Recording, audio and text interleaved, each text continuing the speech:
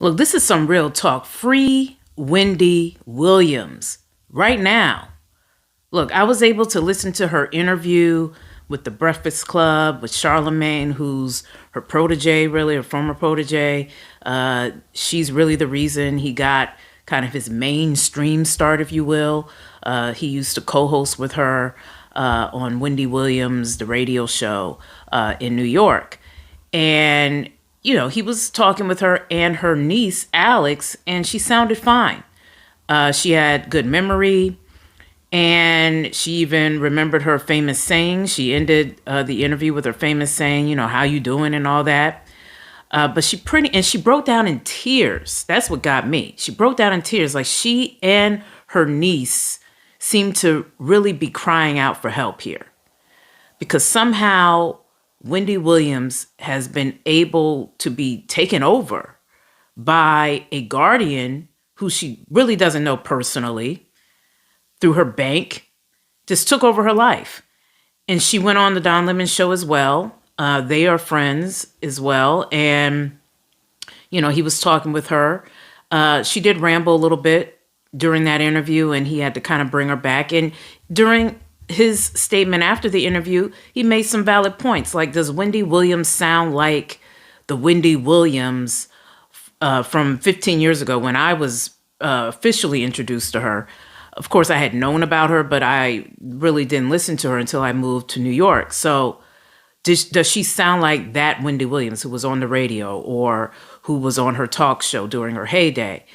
No, she doesn't. You could tell there may be something going on, but does she sound incapacitated? No. So that's where I'm sitting here confused as to why she has to be under such a strict guardianship and why she can't be cared for by her own family members who are professionals themselves. Her sister's a lawyer.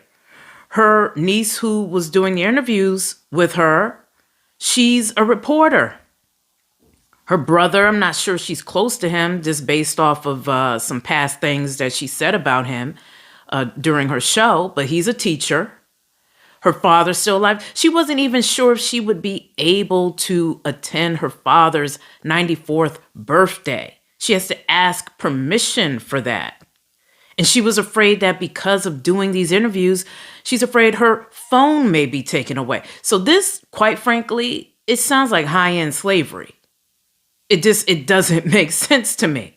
Like someone said, why can't her black family take care of her?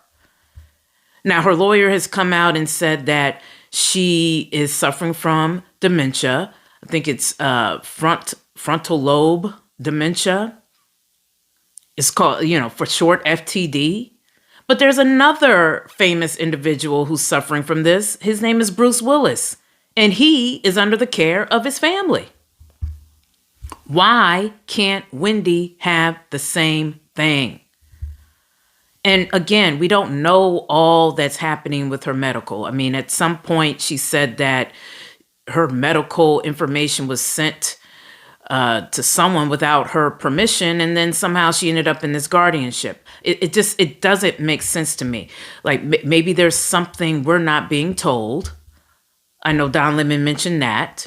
Like, we don't want to fully go after, at this point, the guardian, but it just doesn't seem right. But again, maybe there's a missing piece. There's something we don't know, like, because it just doesn't make sense why she can't be cared for by at least one of her family members. Because look, families can be complicated. Maybe there are family members who would take advantage of her, but are all of her family members taking advantage of her? There has to be someone there who could care for her.